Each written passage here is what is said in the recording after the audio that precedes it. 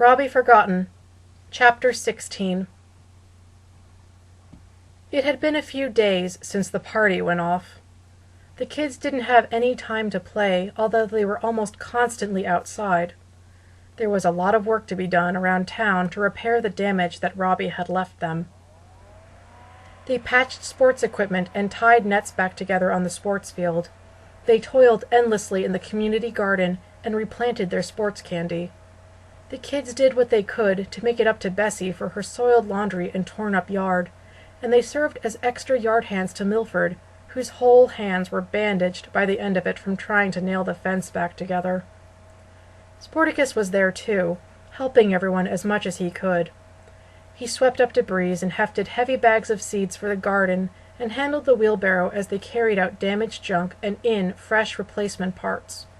He did his best to do good, when all the while he had been too late to stop something bad. The kids had been excitable that first evening when Sportacus finally arrived on the scene. They clamored over each other so many questions and grievances to their hero, asking where he'd been, how Robbie had somehow gotten back his memory and had made a mess of the town, and how could this have happened? What were they to do? Sportacus couldn't give an answer to anything. He couldn't explain what had happened to them or himself. In time, the questions stopped on their own. Answers wouldn't fix the town. They weren't happy about all of the manual labor they were stuck doing, but none of the kids went so far as to speak against the town's resident villain either. As the days went on, they barely said a word about Robbie at all, not to blame him or demand his involvement in the cleanup, not to criticize his rage or begrudge him his spiteful response. In spite of it all, there was no anger to be found in any of them. No one saw Robbie the rest of that week. But Robbie saw all of them, and Sportacus knew it. For every day that passed, Sportacus caught glimpses of something out of the corner of his eye, something darting in and out of sight just on his periphery, always watching them. It was the bug-eyed crown of a rusty old periscope. The billboard on the edge of town didn't look inviting when Sportacus approached it. Someone had nailed 2 boards across the center of it in a big X, as though to deter anyone from investigating the vinyl obstruction. Sportacus walked around to the back and climbed the metal steps directly to reach the miniature silo hidden in the shadow of the sign. Sportacus paced around the silo one time, eyeing it up and down. He flexed his hands into and out of fists and shook out his wrists. He raised a hand to pull the lid open, but stopped just shy of taking hold and dropped his arm. The elf rolled his shoulders and blew some air out through his lips for one last rallying effort. He knocked on the metal rim. "Hello?" Sportacus called over the reverberation of his knocking. He stopped and let the echo fade. There was no movement, no answer. He tried to knock again, a bit harder. "Robbie, are you in there?" Sportacus tried knocking on different parts of the disguised entrance, rapping on the top of the hatch or down around the curvature of the silo. Just when he was about ready to give up on his house call, something finally happened. "Would you knock it off with all that insufferable banging?" Robbie barked from behind him. Sportacus spun around, but the purple-suited man wasn't there. He stared blankly at the empty space for a moment before looking around until he figured it out. Jutting out from behind the billboard was the ever-present periscope. "Hello, Robbie," Sportacus said, giving as polite a greeting as one could give to an inanimate object. He stepped towards the spy device but stopped when it dipped away from him, almost vanishing behind the billboard. Once it saw that he had stilled, it returned to its original position. "What do you want?" the periscope asked in Robbie's sharp tones. "Well, it's been a few days since, Sportacus hemmed and hawed a little. "And no one's seen you around, and—" "Ah, yes," Robbie said. "Everyone's too busy to come calling now that their horrible game is over. I see how it is. I bet those wicked little nitwits have been having a great time with their new game fixing the town, too. Don't bother inviting me to play again. I'm fine right where I am, without any of you." "It's not like that," Sportacus tried to correct him. "I wanted to see if everything's okay." "What do you think, Sportatwit?" Robbie snapped at him. Sportacus winced a little and forced himself to nod, accepting the barb. "Can I come down, please, so we can really talk?" Sportacus asked. His periscope tilted to one side as though in consideration. "You don't really want to do that, do you?" Robbie's voice came back at him in a mocking lilt. "Don't you remember what happened last time?" "Then will you at least come up here?" "I don't think so. It's harder going up than coming down. Sounds like a waste of my time. So now that you've seen me, you can go." Sportacus opened his mouth to argue, but stopped. He sighed.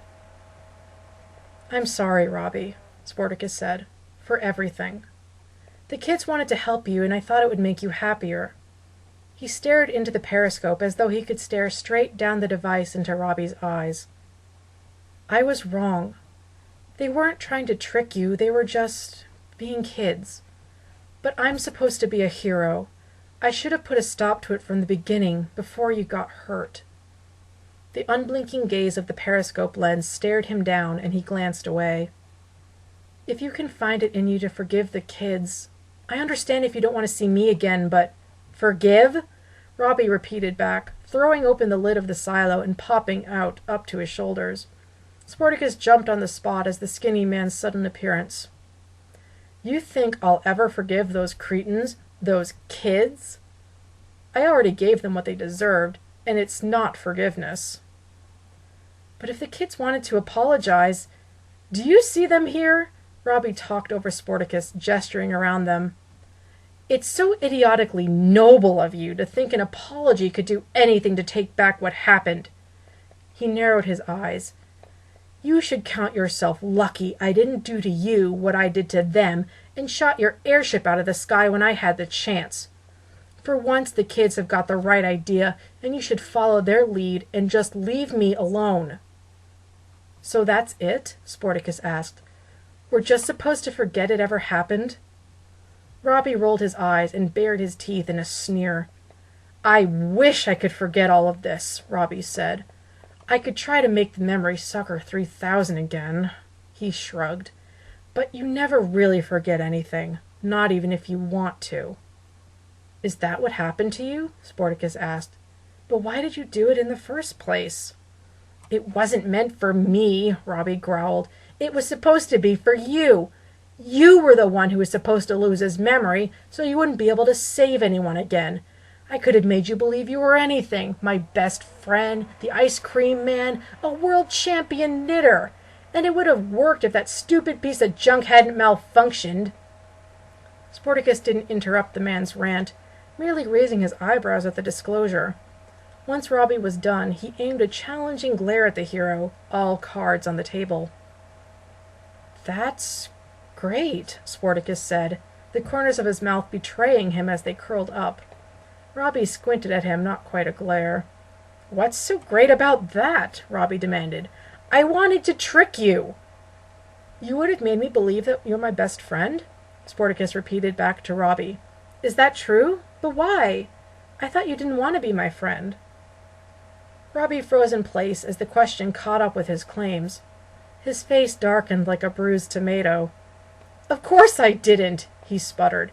"I just would have needed you to think that we were, so that you would trust me and do whatever I said. That was the plan, anyway." "I see," Sportacus said with a nod, his grin relaxing. "That was a good plan. There's just one thing I don't understand still." "What is it now, Sporta-dunce?" Robbie asked, trying to get some frost back in his words while his face cooled down. Sportacus looked carefully at him. "Why did you help me?" Sportacus asked. Robbie stared at him as the color rushed back into his face, darker than before. He looked away and heaved a grumbling sigh and drummed his fingers along the rim of the silo. "Would you have preferred I left you how you were?" Robbie asked. "Of course not," Sportacus said, "but it doesn't make any sense. I'm as much at fault as any of the kids are, maybe even more. Do you feel like I got what I deserved?" Robbie tilted his head and looked sidelong at Sportacus, not able to look at him directly again just yet. "Do you think you were as bad as those brats?" he asked. Sportacus furrowed his brow, not speaking. "When my memory was gone," Robbie said, "those kids pretended to be my friends, and they were terrible. I hated them," he declared. "And now that my memory came back, I still hate them just as much. Now, you pretended to be my friend, too." Sportacus opened his mouth to interject, but Robbie met his gaze, and it was enough to keep him silent. "You're right that you aren't innocent in all of this. But I didn't hate you like them. You were not a bad friend. Then when my memory came back, Robbie frowned. "I remember how much I hated you, but—" He gripped the rim of the silo hard enough to make his knuckles whiten. The words wouldn't come anymore. In the immediate silence, the look between them said enough. "You know, Robbie," Sportacus gently spoke up, "even though you have your memory back, I can still be your friend, don't you think?" Something twitched across Robbie's face, his eyes softening for a fraction of a second before it passed. He broke eye contact with a shake of his head and muttered out a rueful chuckle. "You think it's that easy," Robbie said, "just because you come here one time and try to say you're sorry. Well, I'm sorry, but the answer is no." "Then I'll come back tomorrow," Sportacus said, "and I'll keep trying then, and the day after that, and the next day." Robbie's nose twitched, while his mouth seemed to squirm between a grin and a frown. "If you're not careful," he said, "I will invite you down again." "I'd like that," Sportacus said. He smiled. "I am really glad you got your memory back, Robbie." Robbie snorted. "Me too. Now I remember what I really like to do best." "What's that?" Sportacus asked. Robbie smirked and lowered himself back into the silo. "See you around, Sporta-buddy," the villain drawled. He pulled the lid shut over his head and disappeared down the chute.